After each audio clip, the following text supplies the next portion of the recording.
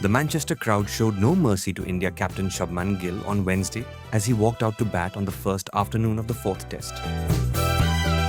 The loud boos were a direct response to Gill's fiery outburst in the pre-match press conference, which followed his verbal clash with Zach Crawley during the third test at Lord's. India made a steady start at Old Trafford after being put into bat, with the openers putting up a 94-run stand, but England hit back hard in the second session of day one.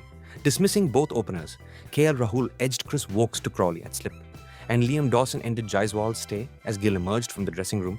Jeers rang around the crowd, still stirred by his bold comments on England players, gave him a hostile welcome. But the India skipper responded in style with a pair of crisp, well-timed shots to get off the mark, momentarily silencing the crowd.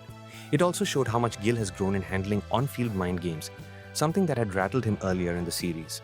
He was famously thrown off by Harry Brooks' banter in Birmingham, which cost him a shot at a historic triple century, and later by Ben Duckett at Lord's, who confronted him a day after the Crawley spat. However, Gill's stay was short-lived.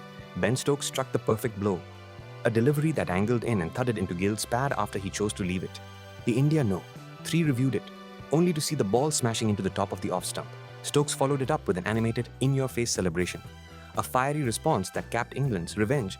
What had Gill said in the pre-match presser ahead of the fourth test? Yes, a lot of people have been talking about it, so let me just clear the air for once and for all. The English batsmen on that day, they had 7 minutes of play left. They were 90 seconds late to come to the crease. Not 10, not 20, 90 seconds late. Yes, most of the teams, they use this. Even if we were in a position, we would have also liked to play lesser overs, but there's a manner to do it. And we felt, yes, if you get hit on your body, the physios are allowed to come on, and that is something that is fair. But to be able to come 90 seconds late on the crease is not something that I would think comes in the spirit of the game. And just leading up to that event, a lot of things that we thought should not have happened, that it happened. And I wouldn't say it was something that I'm very proud of, but there was a lead up and build up to that. It didn't just come out of nowhere, and we had no intention of doing that whatsoever, but you're playing a game, you're playing to win, and there are a lot of emotions involved, and when you see there are things happening that should not happen, sometimes the emotions come out of nowhere.